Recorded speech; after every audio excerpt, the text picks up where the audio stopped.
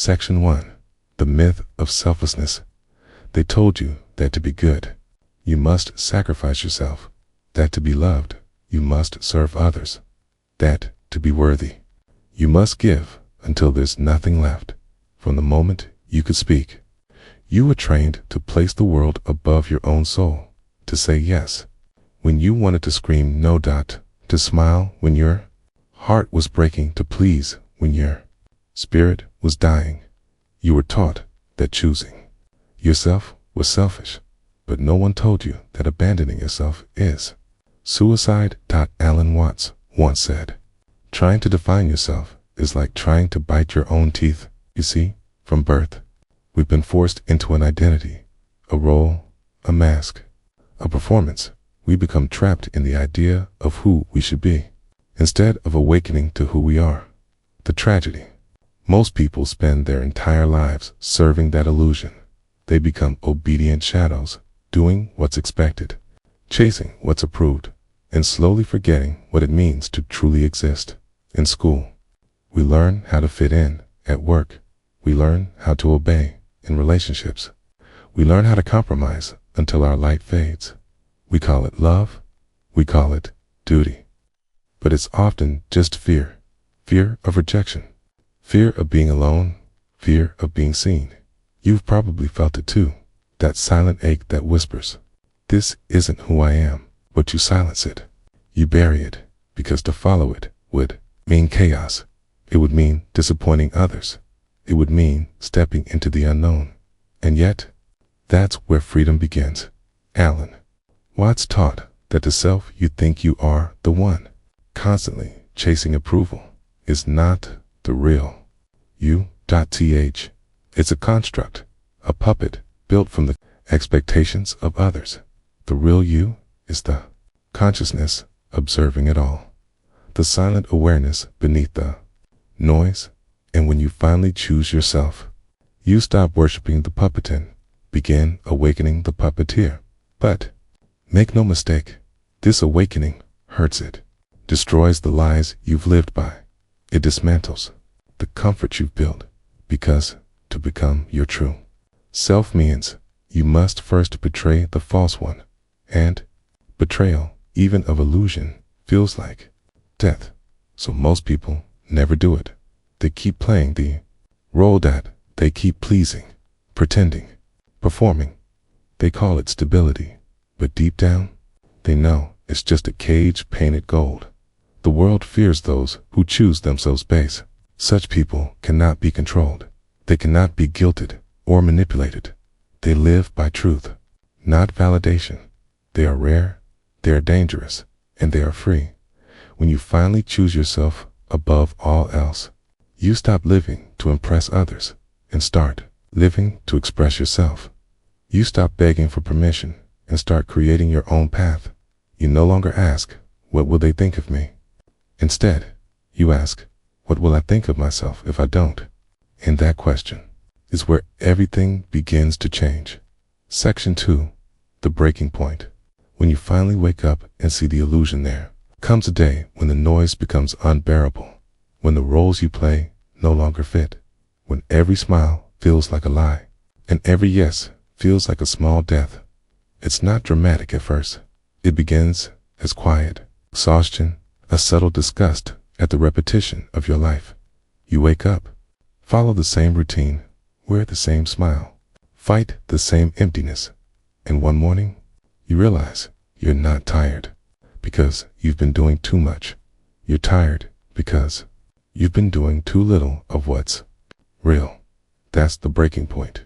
It's the moment your inner world revolts, when your soul starts whispering truths your mind doesn't want to hear. Truths like, "This job isn't your destiny." Okay? "This relationship is draining your life." "This life you're defending isn't even yours." Okay? At first, you resist it. You tell yourself it's just a phase. You drown it in distractions, scrolling, noise, obligations. But the whisper keeps growing louder, because truth doesn't die just because you ignore it. It waits patiently until the weight of your own pretending breaks you open. Alan Watts once said, "The only way to make sense out of change is to plunge into it, move with it, and join the dance." But before you can dance, you have to fall apart. And that falling apart, that's the moment when everything you built on lies begins to crumble. Your identity starts to crack. Your beliefs start to fail. The people who once felt like home begin to feel like strangers. And suddenly, the world you've known feels foreign. You try to hold it together, but the more you cling, the faster it slips away. Because awakening doesn't wait for your permission. It doesn't care about your comfort. It comes like a storm, ruthless and cleansing. And in that storm, you lose everything that isn't truly yours. Your fake confidence, your forced friendships, your desperate need to be seen. They all burn. And you, the one beneath the ashes, finally start to see that you were never meant to be perfect. You were meant to be whole. See that success without self-respect is failure. See that love without freedom is bondage. See that peace isn't found in comfort. It's found in truth. But the truth is brutal. It kills everything false. And that's why awakening feels like dying. Because, in a sense, it is. It's the death of who you thought you were. The funeral of your illusions. And yet, on the other side of that death, something begins to breathe again. Something ancient, powerful, and unbreakable. That's you. Not the conditioned you. Not the fearful you, but the eternal awareness behind every experience. Alan Watts described it beautifully. That realization that you are not a stranger in this universe. You are the universe, temporarily disguised as a person. And when you finally grasp that truth, the illusion of separation begins to fade. You stop chasing validation best. You realize there was never anything missing. The world conditioned you to seek approval, but you were never meant to seek. You were meant to be. And that's the paradox. The more you choose yourself, the less you need to prove yourself. You start seeing through the matrix how society rewards conformity and punishes authenticity, how people love you only as long as you serve their version of you, and how your freedom threatens those still living asleep. This is the most dangerous stage, because once you see the illusion, you can never unsee it. You can't go back to pretending. You can't force yourself to care about the things that once mattered. You can't shrink back into comfort after tasting what it feels like to be awake. This is where most people turn back. They retreat. They rejoin the herd, because it's easier to belong in a leafing to stand alone in the truth. But those who keep going, those who walk through the fire, become something else entirely. They don't just awaken, they evolve. Section 3. The power of choosing yourself. When you finally choose yourself, something ancient inside you awakens. The moment you stop asking for permission to exist, the entire world begins to rearrange itself around your truth. It's not arrogance, it's alignment. You stop chasing people who drain you. You stop explaining yourself to those committed to misunderstanding you. You begin to operate from quiet conviction instead of desperate validation. Alan Watts once said, "You are that vast thing that you see far, far off with great telescopes." When you truly grasp that, your sense of smallness dissolves. You no longer beg the world for recognition, because you realize you are the world. Looking back at itself, the power of choosing yourself is psychological warfare against everything that once controlled you. Every no you speak becomes a declaration of freedom. Every boundary you set becomes a wall protecting your peace. Every time you refuse to shrink, you reclaim a piece of your soul. You begin to understand that love isn't about sacrifice, it's about truth. You don't give yourself away to earn affection. You share yourself from fullness. Real love cannot exist without individuality. You cannot merge with someone when you haven't yet met yourself. So you slow down. You turn inward. You confront the parts of you that have been begging for your attention. The pain, the insecurities, the guilt, they all surface, and you no longer run from them. You face them with brutal honesty, because healing isn't about feeling good.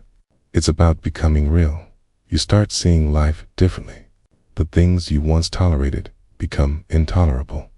The goals that once felt urgent begin to lose their grip. You no longer move from fear of missing out. You move from a place of purpose. Choosing yourself transforms the battlefield. You stop fighting for approval and start building inner sovereignty. The external world begins to mirror your internal state. Opportunities appear not because you're lucky, but because you finally vibrate at the frequency of authenticity. When you honor your boundaries, people either rise to meet you or fall away, and both are blessings. You begin to attract not by effort, but by energy. The right people recognize your light not because you chase them, but because they see their reflection in your truth. You realize that solitude isn't loneliness, it's recalibration. You start to enjoy your own company, to create without an audience, to love without attachment. You stop needing the world to validate your existence, because your existence itself becomes validation. This is the spiritual rebirth, the point where your power returns home. Alan Watts taught that the self and the universe are not two things. When you act from your authentic self, you are not being selfish. You are participating in the dance of the cosmos. Every decision aligned with truth ripples through existence. And when you live that way, people feel it. They can't quite explain it, but your presence carries weight. You walk into a room and shift the energy without saying a word, because authenticity commands respect, not by dominance, but by resonance. That is what happens when you choose yourself. You stop living reactively. You start living deliberately. You become a creator, not a consequence. And from that moment forward, every breath you take becomes a statement, that you have remembered who you are. Section 4. The price of freedom. Freedom sounds beautiful until you realize what it costs. It's not the easy, golden liberation you imagined. It's blood and silence, loss and rebirth. Choosing yourself means cutting the strings that once made you feel safe and realizing those strings were actually chains. When you step into authenticity, you will lose people. You'll lose relationships that thrived on your compliance. You'll lose environments that depended on your silence. You'll lose the comfort of belonging to a lie. And for a while, that emptiness feels unbearable, because before freedom feels like peace, it feels like exile. Alan Watts once said, "The meaning of life is just to be alive." It is so plain and so obvious, and yet everybody rushes around in a great panic as if it were necessary to achieve something beyond themselves. When you stop rushing, when you finally pause and breathe in your own truth, you begin to see how panicked the world really is. They call it ambition, success, virtue, but most of it is fear disguised as purpose. And when you refuse to play along, they'll call you arrogant, lazy, ungrateful, even insane, because the free soul threatens the structure of the unfree. Freedom will isolate you from the herd. You'll begin to see conversations that no longer interest you, goals that no longer inspire you, people that no longer recognize you. You'll walk alone, not because you want to, but because few can walk without chains. This is the dark night of the awakened, the time when everything familiar fades and you must face the void without guarantees. It's terrifying, but that terror is proof that you're finally alive, because real freedom isn't the absence of pain, it's the acceptance of. It darts the courage to feel deeply, to risk rejection, to live truthfully, even when it costs you everything. You'll be tempted to go back to dim your light just enough to fit in again, but you won't be able to. The illusion no longer seduces you once you've seen its machinery. You can't unlearn the truth. That peace built on pretending isn't peace at and slowly, something profound begins to shift. You stop grieving what you lost, start cherishing what you gained.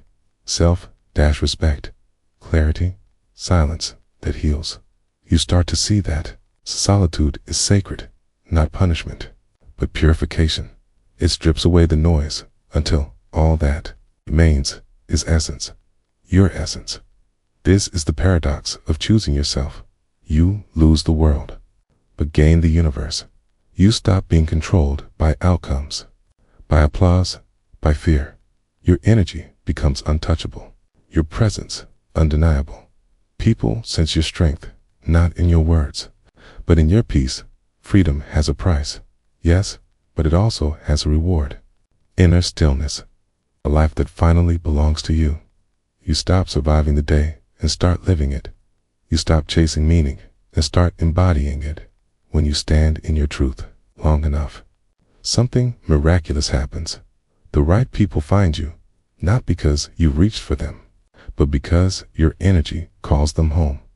That's the secret power of freedom. It's magnetic. It doesn't beg. It simply is. And the more you live from that stillness, the more life aligns around you, not as chaos, but as flow. That is the divine irony Alan Watts always hinted at. When you let go of control, life begins to cooperate. When you surrender to truth, the universe bends in your favor. Freedom may strip you bare, but what's left is unbreakable. Section 5. The return of the self after the storm comes, the silence. Not the silence of emptiness, but the silence of arrival. The stillness that follows transformation.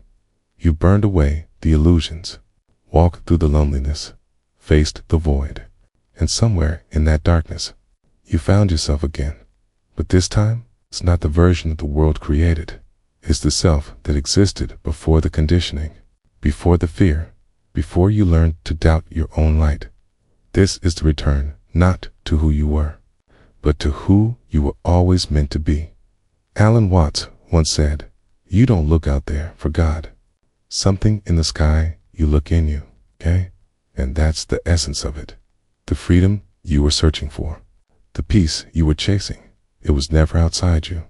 It was buried beneath the noise of everyone you tried to become. When you finally choose yourself above all else, you stop living in fragments. Your mind, heart, and actions begin to align. You no longer chase things to fill the void, because the void itself becomes sacred. You see beauty in the present moment.